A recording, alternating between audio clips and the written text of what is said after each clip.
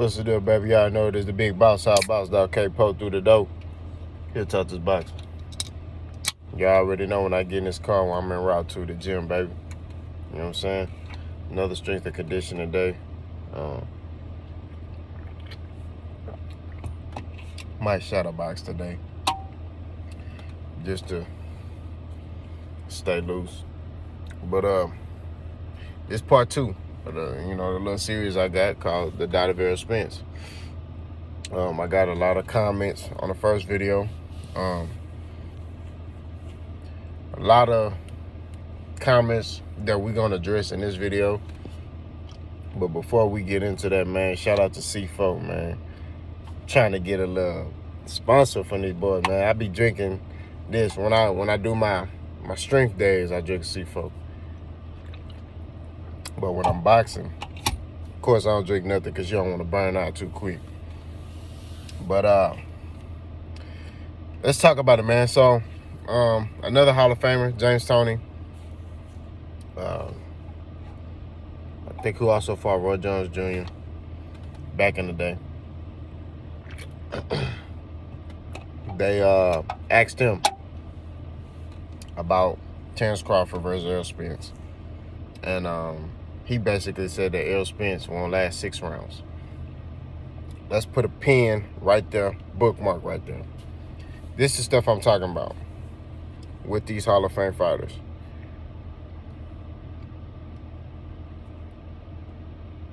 Sugar Ray Leonard did this. Okay? When it was Mikey versus Errol Spence. When they asked him, who you pick between Mikey and Errol Spence? He said, I'm picking Mikey. They said, why? He said, because it's Mikey. What does that mean? Intelligently break the fight down. A lot of people feel like because these dudes are Hall of Famers or because people box, they know boxing. And it's like, they may know how to fight, but they may not know how to articulate. It's the same thing in football. You could be a hell of a football player, but you may not be able to coach the sport. Same thing in basketball. Michael Jordan was the greatest, people argue he was the greatest basketball player of all time. But is he a coach? Is he, look at his team. He's an owner of the team. His teams are trash. You see what I'm saying? So just because you can perform at a high level don't mean you can articulate and explain and the right way. You see what I'm saying? So James Toney just basically wrote Errol Spence off. And that's what I'm saying. The doubt of Errol Spence. They don't believe this dude can fight. They don't believe he can box. They just think he's just this kung fu robot fighter. All of them think that way. From Bud to Bernie to Bomac. Everybody that's on Terrence Crawford's side and these Hall of Famers believe that Terrence Crawford is a superior boxer, which we're not going to poo-poo on this dude. Terrence Crawford is an excellent boxer, has skills. But the problem I'm having is they shitting on Errol Spence to uplift Terrence Crawford. And you don't have to do that. You can say, hey, look, Errol Spence does this well. Terrence Crawford does this well. Terrence Crawford struggles with this. Errol Spence struggles with this. That's how you break down a fight. And then you could say, boom, but I believe that because of this fighter will come out on top. That's how you break down a fight. No, they not doing that with Errol. Man, shit, Bud finna steamroll him. That's all they say. Bud finna. That's not how you break down a fight. But like I say, they keep that same energy. Because Errol out here working. Bud at the concert, he at the Hall of Fame thing. Errol working. Now there was a comment. They said, man, why do you even care? Why are you even advocating for this dude? This dude don't even know you. And he's talking about Errol Spence. This dude don't even know you. You know, I only advocate for my bros, my son, my daddy, that's it. And this nigga don't even know you. Well, first and foremost, you flipped it into something else. This ain't got nothing to do with emotions. I'm not doing this to get his approval or anybody's approval or his attention or anything like that. If I want to get his approval, I will reach out directly to Errol Spence or somebody on his team and articulate how I feel.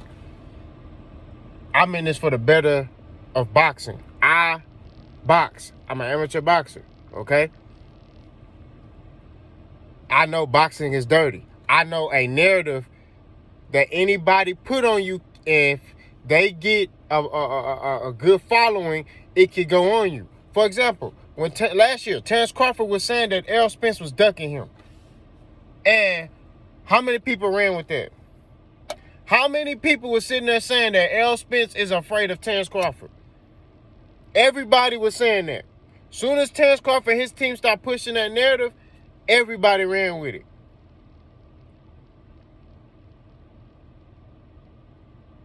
But you had many other people, other boxing channels, who were like, that ain't true.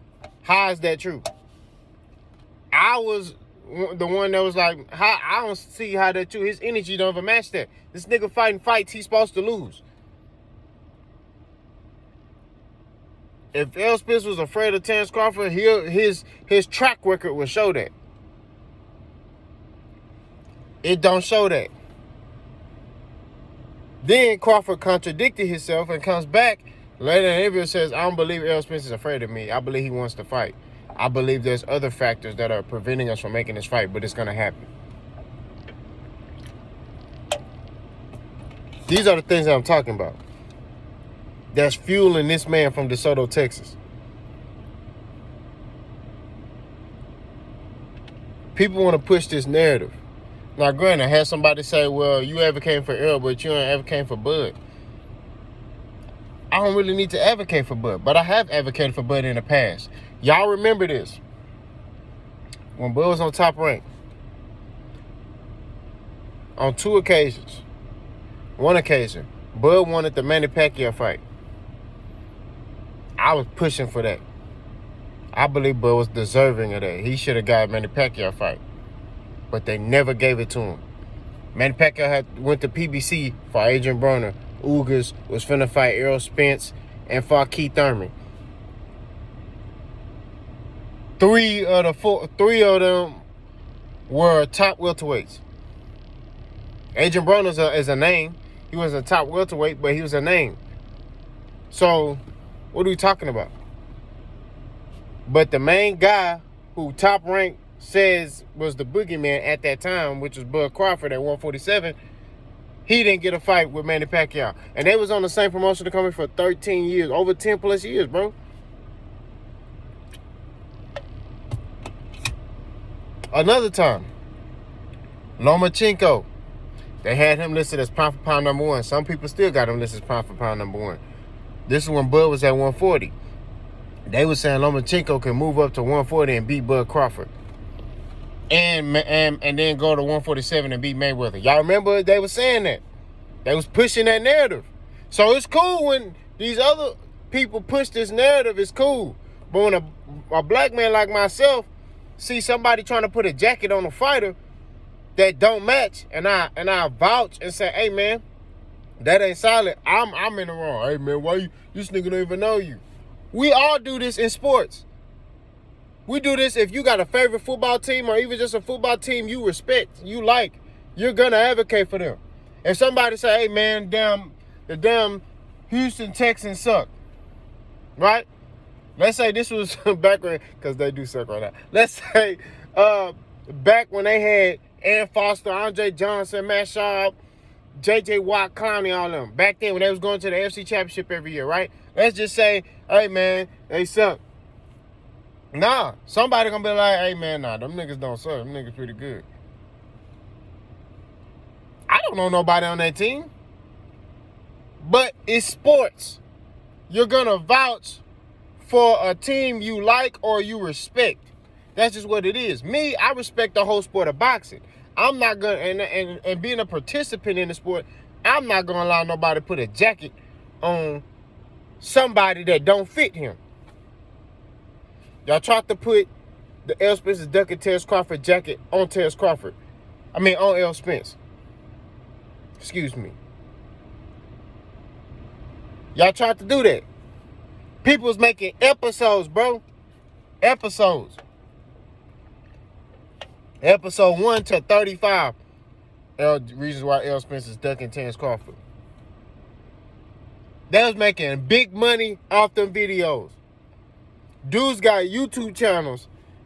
It's a dude in my comment section that says Terrence Crawford stops Errol Spence. He made a YouTube channel with that name on it. You see what I'm saying? Like, there's nothing wrong with that one. But I'm just saying, bro, like, at the end of the day, all these dudes pushing this false narrative to big up Terrence Crawford. We can respect both fighters. We can. Now, some people in the comment section, they were respectful. We was able to debate, and once they saw my viewpoint, it was like, oh, okay, cool. But we got to get away from, bro, like, this narrative of, I got to shit on this fighter to uplift this fighter. Now, I already told you, and I'm going to say this in every video as I do this series. Terrence Crawford has to outbox Errol Spence. That's just what it is. Okay? He has to. That's the only way he winning, is if he outbox Errol. He has to outbox Errol, set traps, and he can win this fight. I don't think he stops Errol Spence.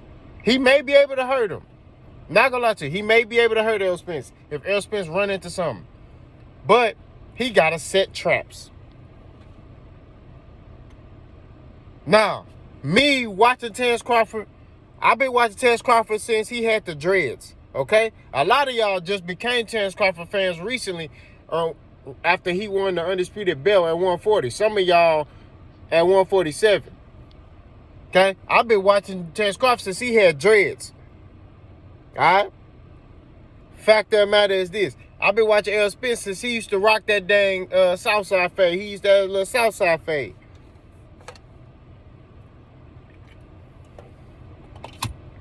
But to the Terrence Crawford thing, a lot of y'all gotta realize Terrence Crawford is stubborn. I'm telling you this.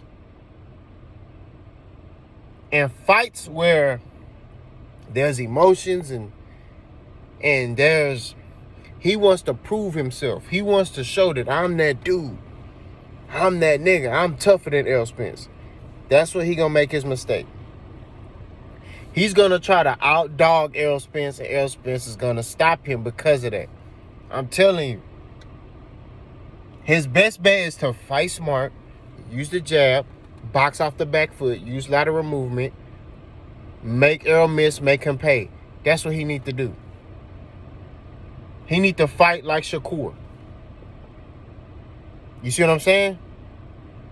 But Bud ain't gonna fight like that. He's gonna try to outdog Errol Spence. And that's gonna be his downfall. We know that. He did that in the Mean Machine fight. He did that for portions of the Porter fight. That's what he is. He's a killer. He wants to get you out of there. Crawford has a mean streak. He wants to get you out of there. That's what he want to do. That's what he gonna be looking to do against Errol Spence. He gonna want to knock Errol Spence out. I'm telling you. He gonna want to knock Errol Spence out. He gonna want to get him out of there. He gonna want to stretch, cause he gonna bop. He gonna want to do it. Problem is, that's gonna cost him. It's gonna cost Buddy. And like I said before, big fan of Terrence Crawford. But we got to deal with reality. So I'm going to show y'all how to break this fight down. Terrence Crawford, a boxer puncher, can fight off the back foot, can switch. Now, granted, people take that switching thing and they run with it. Yes, he can come out and fight orthodox and southpaw, but he doesn't switch in the middle of a round. Like Boots Ennis can switch from southpaw to orthodox mid combination. You see what I'm saying? That's IQ. Bud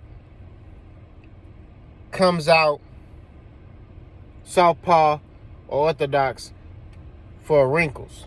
Now, granted, if he tries to fight southpaw against Errol Spence, that ain't gonna work because Errol Spence is a southpaw. Bud need to be orthodox in this fight. But let's say that he switches, right? Fast hands, has power. All right, has different variations in his combination punching. IQ, high IQ. Okay, his defense, I would say, has dwindled a little bit, but I think it's because he's becoming more offensive. He's looking to get guys out of there more, if that makes sense. So when you open up, the more you open up, the more you're going to get hit, right? So what he has to do in this fight against Errol Spence, like I said, is box him and look to set up traps and counter Errol, have Errol run into something. That's what he got to do. If he do that, he can win this fight by unanimous decision. You saw how I broke that fight down? Now, some of the flaws that Bud has, like I said, he becomes more offensive. So he's open to get hit. So he's been getting hit more because he's looking to get guys out of there, right? Also, it's his mindset, his ego. He's already coming into this fight thinking Errol Spence is trash. So he already finna come in here and think I can roll out of bed and beat Errol Spence. That's what he thinking.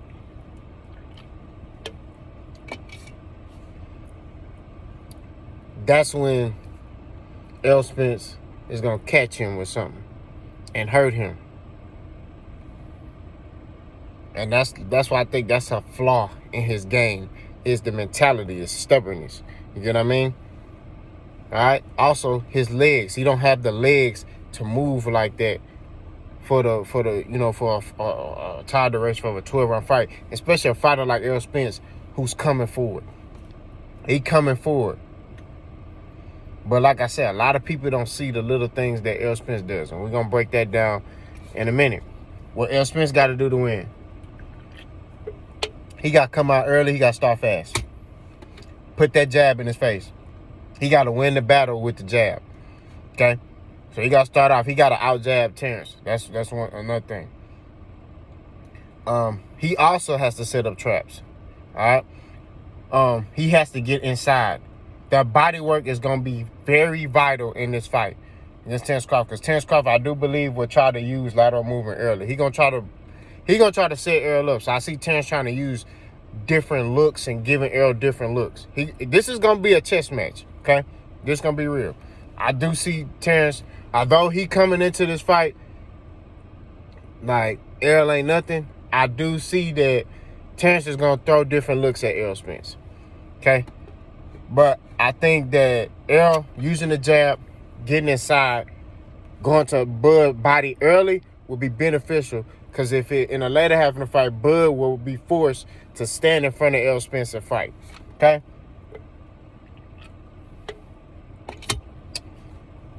So I think the jab and the body work of Errol Spence. Also, when Errol's on the inside, keeping them hands high. People don't see when he's on the inside. Look at the Ugas fight. Errol, when he was on the inside, he was blocking, he was rolling, he was slipping punches. And that's how he was able to keep countering and coming back to Ugas' body and throwing them uppercuts, creating a little separation with the elbow uppercut, throwing the hook around the guard. Like, it was a bunch of stuff Errol was doing. Now, granted, Errol Spence cannot fight Terrence Crawford like how he fought Ugas. Just like Terrence Crawford cannot fight Errol Spence like he fought Sean Porter or anybody else. It can't. This is a whole different game plan. These are whole different type of fighters.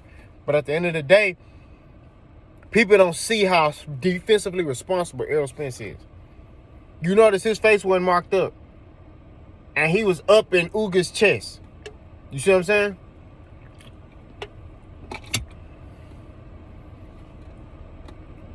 So, Bud, his last couple fights, I'll be puffy. You know what I mean? But like I said, when you're more offensive, you leave yourself open, right?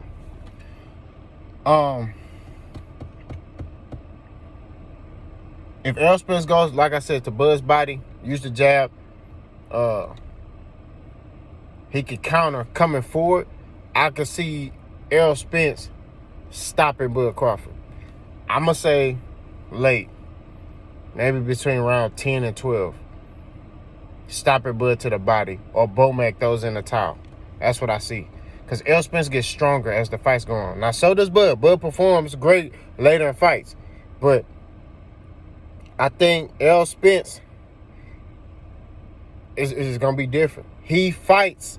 He gets stronger. His punches. And Errol Spence throws a lot of punches. People don't know that. He throws a lot.